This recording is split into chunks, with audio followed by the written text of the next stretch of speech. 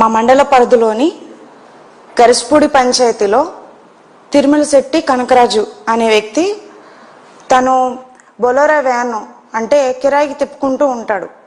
తను అదే ప్రాసెస్లో విజయవాడ నుండి బంటుమిల్లి మీదుగా వస్తుండగా బంటుమిల్లిలో తనకి చిన్న వర్క్ పడి అక్కడికి బంటుమిల్లి వేలోకి వెళ్ళడం జరిగింది. వెళ్తుండగా అక్కడ ఎస్ఐ గారు టర్నింగ్ పాయింట్లో ఫైన్స్ అనేది వేస్తున్నారు. ఫైన్స్ వేసేటప్పుడు ఈయన వచ్చే ప్రాసెస్లో హార్న్ వేశారు.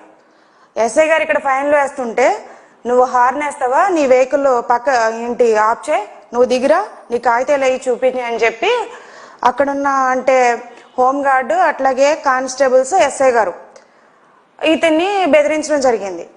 వీళ్ళు ఏం చేశారంటే ఎందుకు సార్ ఆప్ చేస్తున్నారు అని చెప్పి వాగ్వాదం అంటే అడిగారు. అడిగినప్పుడు కనకరాజు పైన వాళ్ళు అమానుషంగా ప్రవర్తించి నీ దగ్గర కాగితాలు ఏమున్నా, నీ యూనిఫామ్ ఏదని చెప్పి అడిగారు. వెంటనే అతను యూనిఫామ్ అనేది వేసుకుని ఆ వెహికల్లో నుండి దిగడం జరిగింది. దిగి సార్ క్షమించండి, నేను ఏం తప్పు చేశానో చెప్పండి, పోనీ ఫైన్ వేసి పంపించేయండి అని చెప్పి అతను ఎస్ఐ గారిని బతిపనుకోవడం జరిగింది. అయితే ఎస్ఐ గారు ఎక్కడ కూడా వినకుండా అక్కడ నుండి పోలీస్ స్టేషన్కి అనేది అతన్ని బలవంతంగా తీసుకెళ్లే ప్రాసెస్ లో ఆ రోడ్డు మీద అతన్ని అమానుషంగా కొట్టడం, ఆ హోమ్ గార్డ్ కూడా కొట్టిన వీడియో క్లిప్పింగ్స్ కూడా ఉన్నాయి. ఏం చేశారంటే ఇంకా ఇతను వీడియో తీయడం స్టార్ట్ చేశాడు.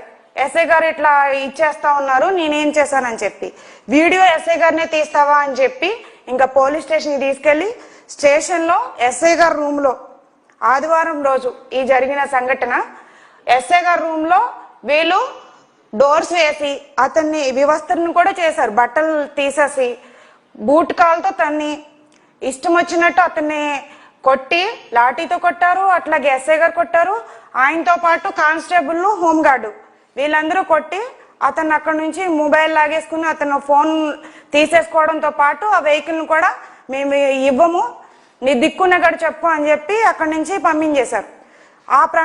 పంపించేస్తే అతను ఏం చేయాలో తెలియక వెళ్ళిపోయే ప్రాసెస్లో వీళ్ళు ఏం చేశారంటే డ్రంక్ అండ్ డ్రైవ్ కేసు అనేది నమోదు చేశారు. అతన్ని డ్రంక్ అండ్ డ్రైవ్ కేసు కింద ఫైన్ వేయడం జరిగింది. చెక్ చేశారు, ఓకే మేము యాక్సెప్ట్ చేస్తాం, తప్పు ఎవరు చేసినా సరే క్షమించరాదు, చట్ట ప్రకారం శిక్షించాలి, మీరు దాని ప్రకారమే డ్రంక్ అండ్ డ్రైవ్ కేసు కింద అతని పైన ఫైన్ వేశారు. అంటే ఈ బాబు గారు సర్కారు తీసుకొచ్చిన వినూత్నమైన నిర్ణయాల్లో ఒకటి మద్యం ఫుల్ గా అందించడం. అంటే మీరు ఫుల్ గా మందు కొట్టండి అని చెప్పి వీళ్ళే చెప్తారు, ఆ తర్వాత ఫైన్ కొట్టండి అని చెప్పి పోలీస్ అధికారులను అక్కడికి పంపించి ఫైన్ వేస్తూ ఉంటారు. ప్రతి గల్లీకి ప్రతి బడ్డీ షాప్ లోనూ ఈ మద్యం ఏరులయ్యే పారుతూ ఉంది. మరి అట్లాంటప్పుడు ఆ గల్లీ దాటంగానే అంటే ఆ కొట్టు దాటంగానే వీళ్ళే ఫైన్ వేసించే ప్రోగ్రాం పెట్టి ప్రతి ఒక్కరిని అంటే మహిళల్ని వేధిస్తున్నారు. ఖచ్చితంగా చెప్పాలి అంటే ఎందుకు అంటే మహిళలు ఎంత బాధపడుతున్నారంటే ఈ మద్యం మొత్తం ఏర్లై పారుతూ ఉంటే ఆ బడ్డీ కొట్టులోంచి వెంటనే వాళ్ళు కొనుకెళ్ళడం, ఆ కొంచెం 10 అడుగులు వేసే లోపే వాళ్ళ మీద ఫైన్ వేయడం. తక్కువ ఉంటుందా అంటే బాబు గారి సర్కారు వాళ్ళ జోబులు నింపుకోవడానికి సంపద బాగానే సృష్టించుకుంటా ఉన్నారు. సంపద సృష్టి అంటే వాళ్ళ జోబుల్లో డబ్బులు వేసుకోవడానికి ఇట్లా పేద ప్రజల ప్రాణాలతోనూ అట్లాగే పేద ప్రజల దగ్గర ఉన్న డబ్బులు దోచుకోవడానికి మాత్రమే ఈ ప్రభుత్వం పనిచేస్తుంది అనేది ప్రజలందరూ అర్థమైంది. ప్రజలందరూ బుద్ధి చెప్పే రోజు త్వరలోనే రాబోతుంది. అయితే వీళ్ళు ఫైన్ వేసి అతను అక్కడి నుంచి వెళ్ళిపోయిన తర్వాత అంటే కొట్టారు, అన్ని హింసించారు, వెళ్ళిపోయాడు. నెక్స్ట్ డే సోమవారం రోజు వేరే ఇంకొక అతన్ని వెంట పెట్టుకుని మా వెహికల్ ఇచ్చేయండి, మా అంటే మొబైల్ ఇచ్చేయండి, మేము ఏదైతే మీరు ఫైన్ వేశారో అది కడతామని చెప్పి ఎస్ఐ గారి దగ్గరికి వెళ్ళడం జరిగింది.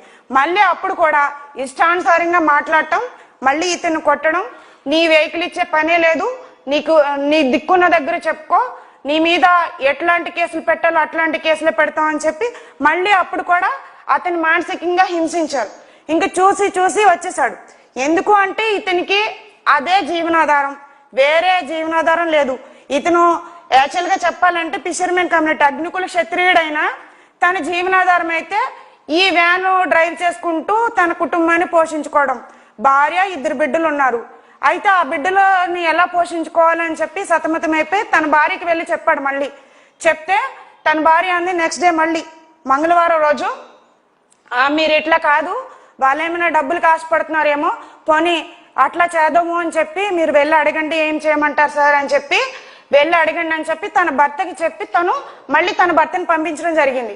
పంపించిన ప్రాసెస్ లో మళ్ళీ ఎస్ఐ గారి దగ్గరికి వెళ్ళి ఆయన కాళ్ళు పట్టుకుని, సార్ నన్ను క్షమించండి సార్, మిమ్మల్ని వీడియో తీయడం తప్పేనది, నన్ను క్షమించండి, నాకు ఈ వేనం లేకపోతే నా బ్రతుకుదెరువు లేదు, నా బిడ్డల్ని నా భార్యని నేను పోషించుకోలేను, నన్ను క్షమించి నా వేను నా ఫోన్ ఇచ్చేయండి సార్, నేను ఫైన్ కట్టేసి వెళ్ళిపోతాను, నన్ను క్షమించండి సార్ అని ప్రాధేయపడి ఆయన కాళ్ళ మీద పడి అడిగితే, నీ ఫోన్ గాని నీ వ్యాన్ గాని ఇచ్చే ప్రసక్తే లేదు, నీ బ్రతుకు కుక్క బ్రతికే, ఆర్టీఓకి చెప్పి నీ వ్యాన్ మీద ఏం కేసులు పెడితే ఎట్లా పెడితే నీ వ్యాన్ సీజ్ అయ్యి ఎట్లా ఉంటుందో అట్లాగే పెట్టించి ఆర్టీఓ గారితో మాట్లాడి నేను ఈ కేసులన్నీ నీ మీద బనాయించి నీ వెహికల్ అనేది సీజ్ చేయిస్తాను, ఎస్ఐగా ఉన్న నన్నే నువ్వు వీడియోలు తీస్తావా, నీకు బాగా బలిసిందా అని చెప్పి, అంటే ఒక వర్గర్ లాంగ్వేజ్ బూతులు కూడా నేను ఒక ఆడపిల్లగా నేను చెప్పలేను, మాట్లాడలేను, కానీ వర్గర్ అయిన భాషా పదజాలం వాడి ఆయన్ని అక్కడ హింసించడం జరిగింది. దాంతో పాటు కానిస్టేబుల్ ని మన ఈ పాత ఫైల్స్ ఏమైనా చూడండి, మొత్తం ఆ ఫైల్స్ లో ఉన్న పాత కేసులన్నీ వీడి మీద బనాయించి వీడిని ఇంకా జీవితంలో ఆ డ్రైవింగ్ లైసెన్స్ లేకుండా వీడికి బ్రతికి అనేది లేకుండా కుక్క బ్రతికి చేద్దామని చెప్పి ఎస్ఐ గారు ప్రవర్తించిన తీరికి అతను మానసికంగా కృంగిపోయాడు. ఏం చేయాలో అర్థం కాలేదు.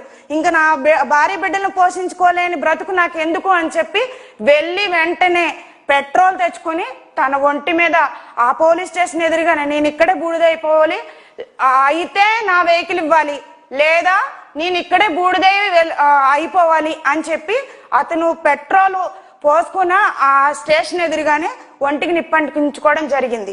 అయితే ఈ ప్రాసెస్ ని కొన్ని ఛానళ్ళు, అంటే ఎల్లో ఛానల్ అని చెప్పాలా లేకపోతే కనీసం మానవత్వం లేకుండా మానవ మృగాలకు సపోర్ట్ చేస్తున్న ఛానల్ అని చెప్పాలా అర్థం కాదు, కానీ వాళ్ళు బైకిస్ట్ అంట ఏంటి ఆత్మహత్య యత్నం అంట, ఆత్మహత్యకును అలా చనిపోవడానికి ప్రేరేపించడానికిను అంటే కనీసం డిఫరెన్స్ తెలియకోకుండానే వీళ్ళు వ్యవస్థలన్నీ రన్ చేస్తా ఉన్నారా?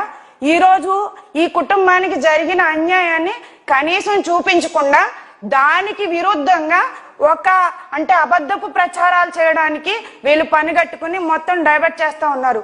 ఈ వ్యవస్థ ఎట్లా తయారైంది అంటే లోకేష్ రాజ్యాంగం నడుస్తుంది, రెడ్ బుక్ రాజ్యాంగం నడుస్తుంది, ఇక్కడ డాక్టర్ బిఆర్ అంబేద్కర్ గారి రాజ్యాంగం నడవట్లేదు.